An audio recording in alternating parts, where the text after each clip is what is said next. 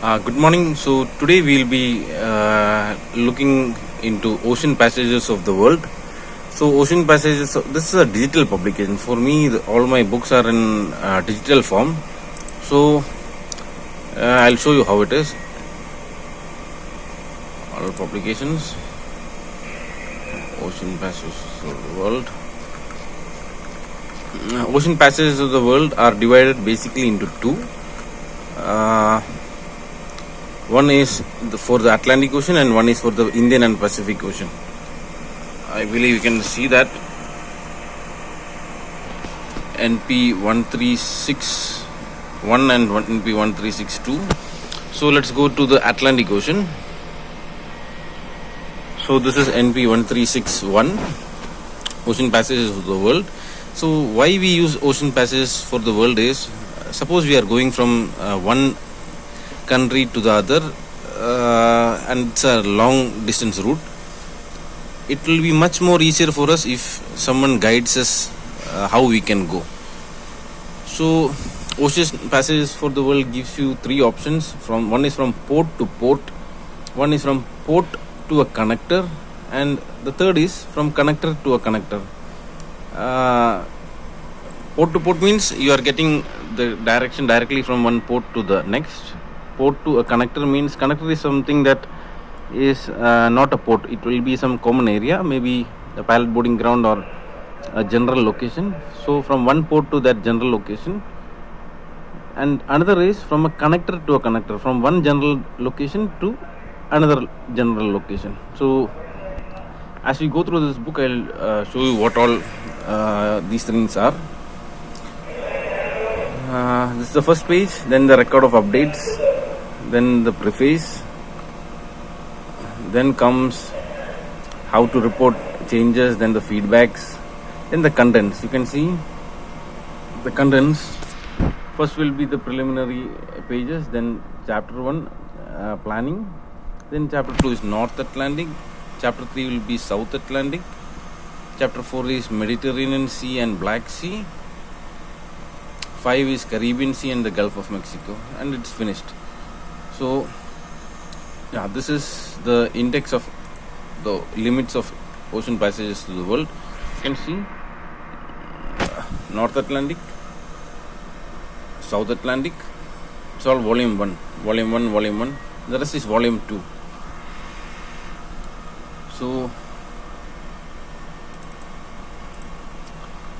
then they will give you a general idea of route planning, how it is to be done, how routes are organized, then finding and using of routes within ocean passages for the world. They give you how it can be done, then how it can be selected, load line rules. These are all self-explanatory. You can just read through it and you will get a general idea of how it is, what is explained. Then planning tools. The first page is basically your load line chart. So this is the load line chart for, I'll just zoom in a bit.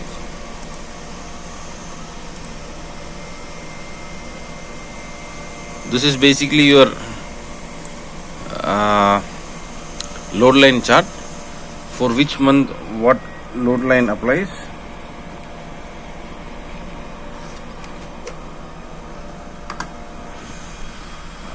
This chart's name is D6083. So normally on any bulk carriers you will be finding this chart printed and kept as a separate chart. And next comes, so load line chart is very simple. You are getting a color, so that color will identify which zone you are, and sometimes there will be some timings when that code is going to apply. So for example, if I go and look here, you can see North Atlantic seasonal zone 1, winter will apply from 16 October to 15 April and summer will apply from 16th April to 15th October. So whenever you are consulting the load line chart, you will have to find out which month you are speaking, and more importantly which date you are going to talk about. Then comes next comes all the limits of your pilots, that is the limits of ASDs.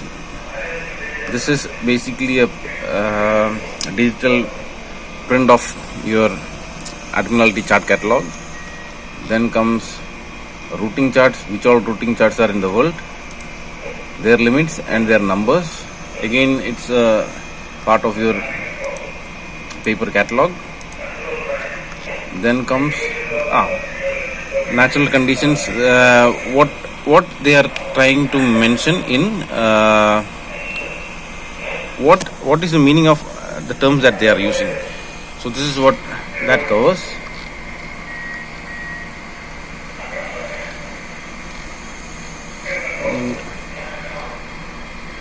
Then they are going to give an explanatory for world climatic charts for January and June, they are going to give. So this is basically a rough representation of what that charts symbols, what all symbols and what all abbreviations are used in that chart. So I will show you the chart. This is the world climatic chart for January. Then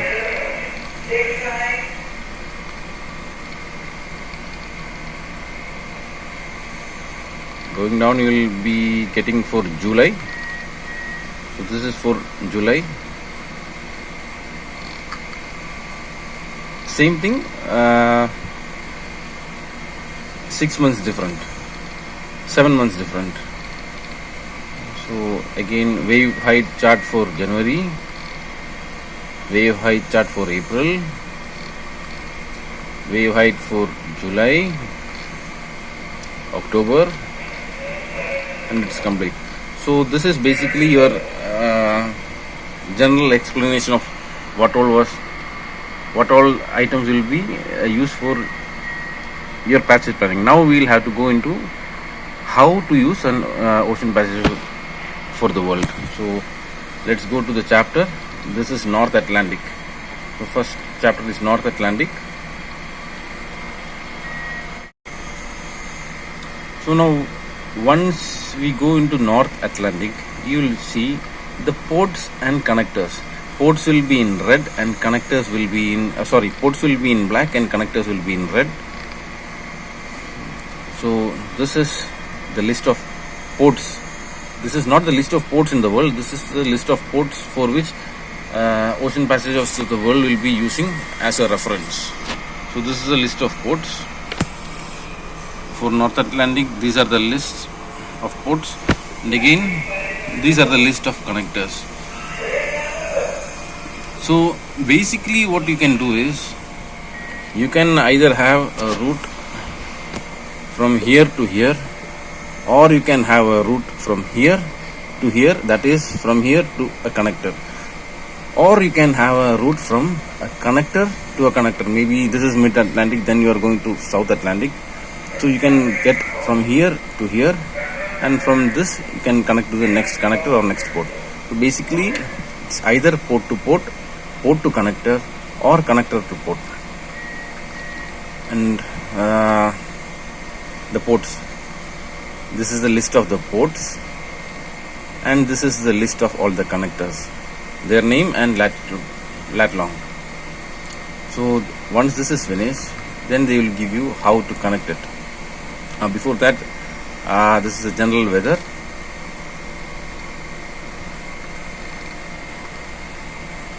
So whenever you are planning a route, you will have to go through this section to find out what type of weather you are going to experience. And once you finish this, we will go to the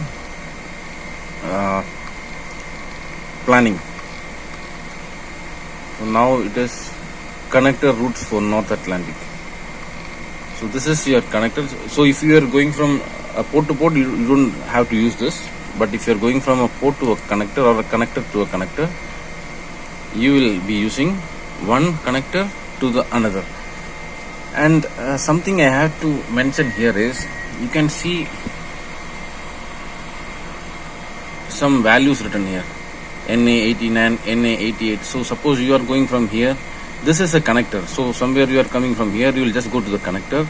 Then suppose your port was somewhere here. That means you won't have to use the whole thing. So you will start using from this point to this point, this point, this point. Maybe if you are going here, you will just take a route and join it to your point of entry. So suppose you wanted to go here, you can just use this, and you can just connect it. So this is how a connector works. You don't have to follow the whole connector route. You will just have to use the points, and you can just connect it to your port. So this NA86 means that's a position. So I'll show you how it looks. I am going from Cape Sierra Leone to somewhere this place. So I'll be using Cape Sierra Leone lat long. Then NA85. NA85, you can see NA85. That waypoint is written here. So I'll just take this waypoint. Then again I'll be using NA86, 87. So NA86 waypoint I'll be using, NA87 waypoint I'll be using. So I'll be connecting to these three waypoints. I'll be connecting to these three waypoints, 86, 87, and once I connect to that waypoint, it will be easier for me to get a direction. So suppose I was going somewhere due south. So what happens is there is no connector given in this page for something of a course like this. So I can't take from here to here and go down. So I'll be going to a connector somewhere in the middle. So let's check out if we are having any connector in the middle.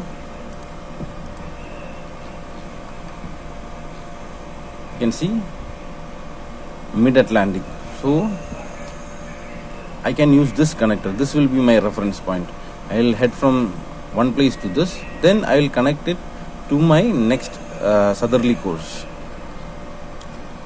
So this is how basically your ocean passage of the world works.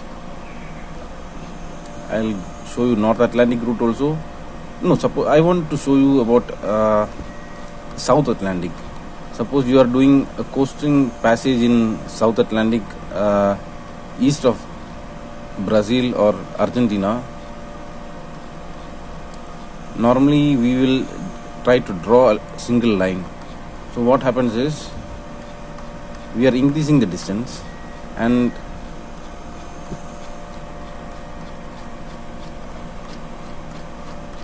a few factors come in. So suppose, this is the South Atlantic and this is Brazil and all those regions.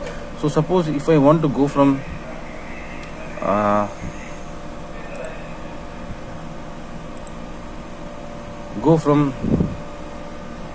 this place to the Magellans is here. What I will do is I will use these connectors. I will use first connector SA429, then I will use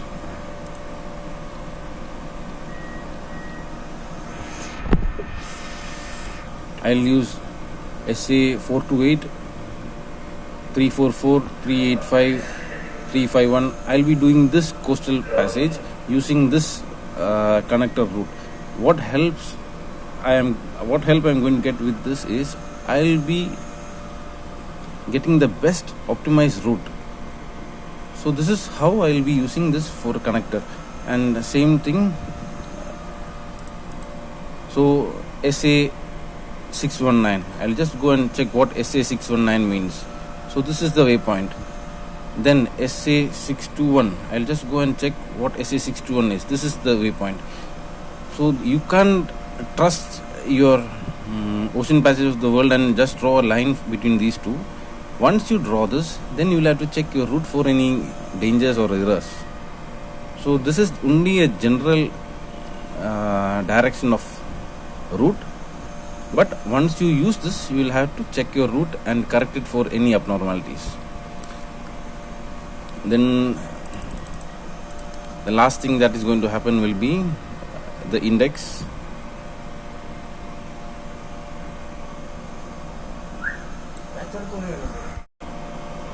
Now the final pages will be the index. After Mediterranean Sea, it will just go to the index. So once you go to the index, suppose you wanted to go and find the Mediterranean Sea. So Mediterranean Sea will be page number 81. I'll just go to page number 81 here.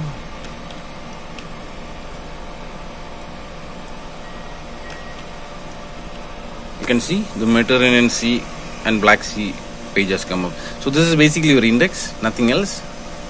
I believe I could give you a understanding of the ocean passages for the world. Thank you for watching.